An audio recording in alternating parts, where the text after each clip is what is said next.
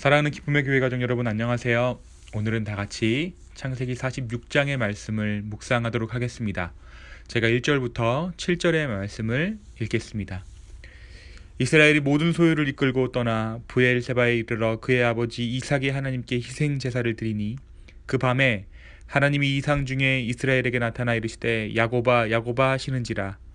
야곱이 이르되 내가 여기 있나이다 하매, 하나님이 이르시되 나는 하나님이라 너의 아버지의 하나님이니 애굽으로 내려가기를 두려워하지 말라. 내가 거기서 너로 큰 민족을 이루게 하리라. 내가 너와 함께 애굽으로 내려가겠고 반드시 너를 인도하여 다시 올라올 것이며 요셉이 그의 손으로 너의 눈을 감기리라 하셨더라.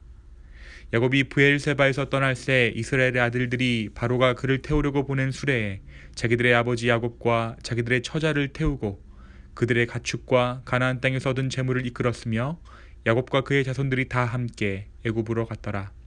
이와 같이 야곱이 그 아들들과 손자들과 딸들과 손녀들 곧 그의 모든 자손을 데리고 애굽으로 갔더라. 아멘. 우리 어제 주일 말씀을 통해서 극적으로 화해하는 요셉과 그의 형제들의 이야기를 함께 나누었습니다. 13년이 넘는 갈등 가운데 하나님의 은혜로 서로의 마음을 헤아리는 진심을 회복할 수 있었던 요셉과 그 형제들은 마침내 서로의 얼굴을 볼 수 있게 되었습니다.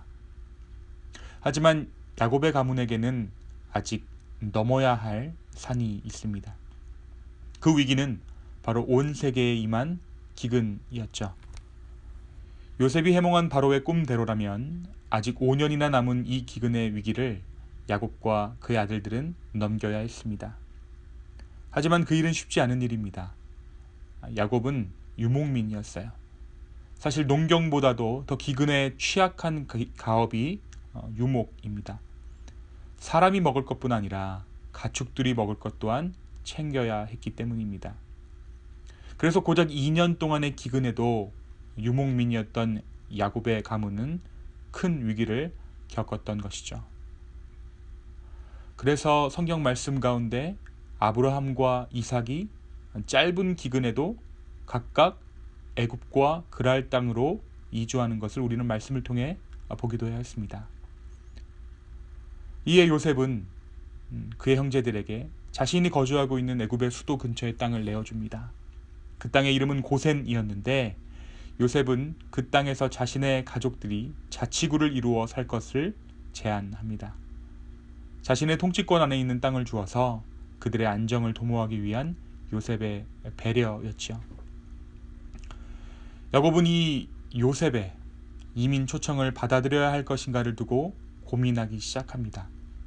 그가 머물고 있는 가나안 땅은 하나님께서 자신의 조상 아브라함을 통해 주신 약속의 땅이었기 때문입니다.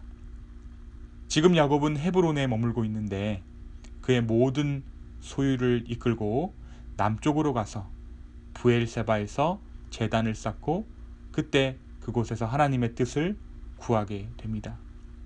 하나님, 과연 하나님의 뜻이 어디에 있습니까? 하나님께서 아브라함과 그 후손에게 주실 가나안 땅을 두고 애굽으로 내려가는 것이 과연 하나님의 인도하심이 있는 결정인지 야곱은 확인하기를 소망했습니다. 그런 야곱에게 하나님께서 찾아와 주십니다. 야곱아 야곱아, 하나님께서 부르십니다. 그리고 말씀하세요.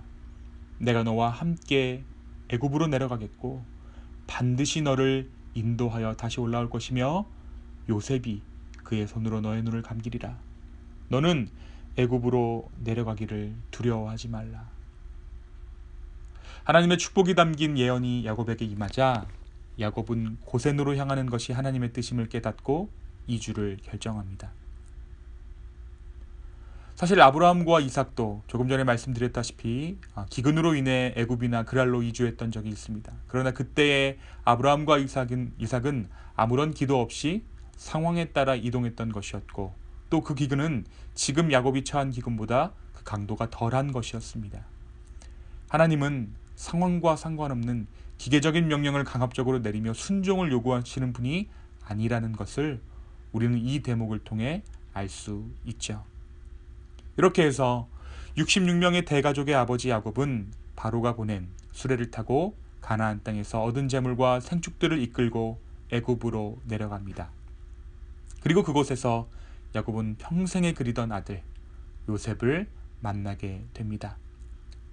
그리고 그 만남과 함께 하나님의 백성들의 애굽 생활이 시작됩니다. 사랑하는 여러분, 오늘 말씀은 우리에게 무엇을 보여줍니까? 먼저 이스라엘이 된 야곱의 변화입니다. 우리는 라반의 집에서의 야곱의 모습을 기억합니다. 삶의 순간순간에 야곱은 기도해야 했지만 그의 기도로 하나님 앞에 나아가기보다는 자신의 능력과 자신의 손을 의지했던 사람이었어요. 하나님께서 부어주시는 축복보다 자신의 손으로 축복을 움켜쥐려던 사람이 바로 야곱이었죠. 그런 상황 가운데 야곱의 가정은 파괴되고 위기를 겪게 되는 것을 우리는 보았습니다. 하지만 오늘 말씀에서 삶의 중요한 순간에 가장 먼저 하나님의 뜻을 묻는 야곱을 우리는 발견하게 됩니다. 이전의 야곱 같았으면 살 길이 보인다 싶었을 때 지체 없이 살 길을 찾아 자신의 몸을 두었겠지만 오늘 말씀에서 발견하는 야곱의 모습은 그렇게 하지 않습니다. 그 수레가, 그 마차가 아무리 금수레이고 금마차일지언정 그것에 함부로 몸을 싣지 않았던 것이죠. 하나님께서 그의 삶 평생을 통해 삶의 우선순위를 바꾸어 주신 것입니다. 사실 먼저 하나님의 뜻을 구한다는 것은 그 말씀을 순종하고 안 하고를 떠나 삶의 중심이 하나님께로 정해져 있다는 것을 의미합니다. 그의 인생이 하나님 안에 있다는 것을 의미해요. 그래서 먼저 하나님의 뜻을 물은 일은 하나님의 인도하심을 받게 됩니다. 그렇지 않은 일은 인생의 흙탕물을 먼저 경험하고 나서야 사후 조치로 하나님께서 처리해 주시거나 그제서야 하나님께 엎드리게 되는 경우를 우리는 삶에서 경험하게 됩니다. 야곱에게 있어 가나안 땅에서 애굽으로 옮겨가는 것은 사실 굉장히 큰 결정이었습니다. 가나안 땅으로 인도하신 분이 하나님이시기 때문이에요. 또한 기근이 임했던 상황은 오히려 야곱을 더 고민하게 했을 것입니다. 상황적으로 애굽으로 가는 것이 맞아 보였기 때문에 하나님의 뜻이 가리워질 수 있기 때문입니다. 하지만 그런 야곱에게 하나님은 분명히 말씀해 주십니다. 애굽으로 들어가는 것이 하나님의 뜻이다. 애굽으로 내려가기를 두려워하지 말라. 내가 거기서 너로 큰 민족을 이루게 하겠다. 내가 너와 애굽으로 함께 내려가겠다. 그제서야 야곱은 발걸음을 애굽으로 옮깁니다. 사랑하는 여러분, 무언가를 정말 하기를 소망할 때 결국 그것을 내 뜻대로 하게 되더라도 하나님의 뜻을 먼저 물으십시오. 그럼 그 문제에 관해서만큼은 하나님의 인도하심을 받게 됩니다. 대신 그 일의 마지막을 섣불리 예단하지는 않아야 합니다. 기도하는 순간 그 문제는 나의 문제를 넘어 하나님께서 주관하시는 일이 되기 때문입니다. 그리고 그 하나님의 주관함은 나의 계획을 넘어서는 아름다운 결론을 가지고 계십니다. 설령 어떤 일을 시작할 때 하나님 앞에 기도하는 것을 잊었다 할지라도, 혹은 그 당시에는 내가 하나님을 몰랐지만 이제서야 하나님을 알게 되었다 할지라도 지금 그 문제를 두고 하나님 앞에 올려드리십시오. 신실하신 주님은 우리의 삶을 인도해 주실 것입니다. 아니, 어떻게 생각하면 이미 인도하고 계시는 그 하나님의 손길을 우리의 삶 가운데, 그 기도 가운데 보여주실 것이에요. 신실하신 주님께, 신실하신 하나님께 먼저 뜻을 묻고 행하는 저와 여러분의 삶 되기를 예수 그리스도의 이름으로 축원합니다. 잠시 기도하겠습니다. 주님, 오늘 하루를 시작하면서 먼저 하나님 아버지 앞에 하나님의 뜻을 묻기를 소망합니다.